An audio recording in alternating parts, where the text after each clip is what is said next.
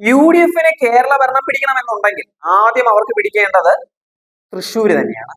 ഇവിടെയുള്ള 13 നിയമസഭാ മണ്ഡലങ്ങളിൽ 12 പിടിച്ചെടുത്താണ് കഴിഞ്ഞ നിയമസഭാ തെരഞ്ഞെടുപ്പിൽ ഇടതുപക്ഷം ചെങ്കൊടി പാറിച്ചിരിക്കുന്നത്. അതായത് 2016 തനി ആവർത്തനം തന്നെ 2021 തൃശ്ശൂരിൽ സംഭവിച്ചത്. കോൺഗ്രസ് നേതൃത്വത്തെ സംബന്ധിച്ച് വലിയൊരു ഷോക്ക് തന്നെയായിരുന്നു ഇത്. ചാലക്കുടിയിൽ മാത്രമാണ് കോൺഗ്രസിന് വിജയിക്കാൻ കഴിഞ്ഞിട്ടുണ്ടായിരുന്നത്. ഒരു കാലത്ത് ലീഡർ കെ കരുണാകരന്റെ തട്ടകമായിരുന്ന തൃശ്ശൂരിൽ കരുണാകരന്റെ മരണശേഷവും സ്വാധീനം നിലനിർത്താൻ ഉമ്മൻചാണ്ടി നിരന്തരം ഇടപെടൽ നടത്തിയിട്ടുണ്ടായിരുന്നു. എന്നാൽ 2016 ഭരണ തുടർച്ച എന്നുള്ള ഉമ്മൻചാണ്ടിയുടെ സകല കണക്കുകൂട്ടലുകളും തെറ്റിച്ച് തൃശ്ശൂർ ജില്ലയിലും വൻ മുന്നേറ്റം തന്നെയാണ് ഇടതുപക്ഷം കാഴ്ചവെച്ചിരുന്നത്. ഉമ്മൻചാണ്ടി സർക്കാരിന് ജനങ്ങൾ നൽകാത്ത തുടർ ഭരണം 2021 പിണറായി സർക്കാരിന് നൽകിയതോടെ തൃശ്ശൂരിലും UDF തകർന്നടിയുന്ന കാഴ്ച തന്നെയാണ് രാഷ്ട്രീയ കേരളം കണ്ടിരുന്നത്. കഴിഞ്ഞ നിയമസഭാ തെരഞ്ഞെടുപ്പിൽ ലഭിച്ച ഏക സീറ്റായ ചാലക്കുടിയിൽ നിന്നും നേരിയ മാർജിനിൽ മാത്രമാണ് കോൺഗ്രസ് സ്ഥാനാർത്ഥി ജയിച്ചിട്ടുണ്ടായിരുന്നത്. UDF ഏറെ പ്രതീക്ഷ അർപ്പിച്ച തൃശ്ശൂർ, കുന്നംകുളം, ഇരിങ്ങാലക്കുട, ഗുരുവായൂർ മണ്ഡലങ്ങളും അവരെ കൈവിടുക തന്നെയാണ് ഉണ്ടായിരുന്നത്. തൃശ്ശൂരിൽ കനത്ത പോരാട്ടത്തിന് ശേഷമാണ് തോൽവി സംബന്ധിച്ചത് എന്ന് മാത്രം കോൺഗ്രസിന് ആശ്വസിക്കാം. എന്നാൽ ഘടകകക്ഷിയായ മുസ്ലിം ലീഗ് ഗുരുവായൂർ മണ്ഡലത്തിൽ പരാജയപ്പെട്ടത് വലിയ മാർജിനിലായിരുന്നു എന്നത് ലീഗ് നേതൃത്വത്തെയും അമ്പരിപ്പിച്ച സംഭവം തന്നെയാണ്.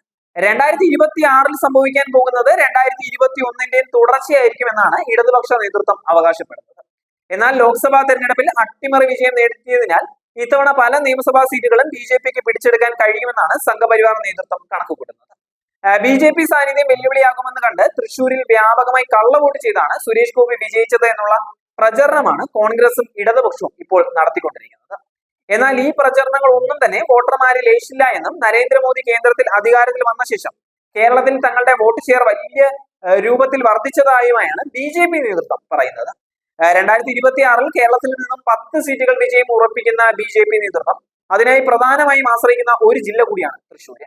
ഇതിനു പുറമെ തിരുവനന്തപുരം, പത്തനംതിട്ട, പാലക്കാട്, ആലപ്പുഴ ജില്ലകളിൽ നിന്നും MLA-മാരെ സൃഷ്ടിക്കാൻ കഴിയുമെന്നുള്ള കണക്കുകൂടലും BJP നേതൃത്വത്തിനുണ്ട്. ലീഡർ കെ കരുണാകരന്റെ തട്ടകം എന്നുള്ള നിലയിൽ വലതു മനസ്സിനോട് ചായ്വുള്ള ജില്ലയാണ് തൃശ്ശൂർ എന്ന് കരുതിയ കോൺഗ്രസിന് BJP അവരുടെ വോട്ടുകൾ ചോർത്തുന്നത് വലിയ ഭീഷണി തന്നെയാണ്. ലോക്സഭാ തെരഞ്ഞെടുപ്പിൽ സിറ്റിംഗ് സീറ്റായിരുന്ന തൃശ്ശൂർ മണ്ഡലത്തിൽ കോൺഗ്രസ് സ്ഥാനാർത്ഥി കെ മുരളീധരന് 3ാം സ്ഥാനത്തേക്ക് പോകേണ്ടി വന്നതും അതുകൊണ്ടാണ്. 74,676 വോട്ടിന്റെ ഭൂരിപക്ഷത്തിനാണ് തൃശ്ശൂർ മണ്ഡലത്തിൽ നിന്നും സുരേഷ് ഗോപി വിജയിച്ചിരുന്നത്. 2ാം സ്ഥാനത്തെത്തിയ ഇടതുപക്ഷ സ്ഥാനാർത്ഥി VS സുനിൽകുമാറിന് മുൻ തെരഞ്ഞെടുപ്പിനേക്കാൾ സ്ഥിതി മെച്ചപ്പെടുത്താൻ കഴിഞ്ഞത് ഇടതുപക്ഷത്തിന് തൽക്കാലം പിടിച്ചു നിൽക്കുന്ന ഒരു ആയുധം തന്നെയാണ്. എങ്കിലും നിയമസഭാ തെരഞ്ഞെടുപ്പിലേക്ക് കാര്യങ്ങൾ പോകുമ്പോൾ ഇടതുപക്ഷവും ജാഗ്രത പാലിക്കേണ്ടതായി തന്നെയാണ് ഉള്ളത്. ഇരട്ട വോട്ടുകൾ എന്ന ആരോപണം BJPക്കെതിരെ വ്യാപകമായി UDFും ഇടതുപക്ഷവും ഉയർത്തുന്നുണ്ട് എന്നുണ്ടെങ്കിൽ ലോക്സഭാ തെരഞ്ഞെടുപ്പ് മുന്നിൽ കണ്ട് BJP പുതുതായി ചോർത്തിയ 80,000 വോട്ടുകൾ നിയമസഭാ തെരഞ്ഞെടുപ്പിലും നിർണായകം തന്നെയായിരിക്കും. ഈ വോട്ടുകളിൽ 75% പോൾ ചെയ്യിക്കാൻ BJPക്ക് സാധിച്ചത് സുരേഷ് ഗോപിയുടെ വിജയത്തിൽ നിർണായക ഘടകം തന്നെയായിരുന്നു.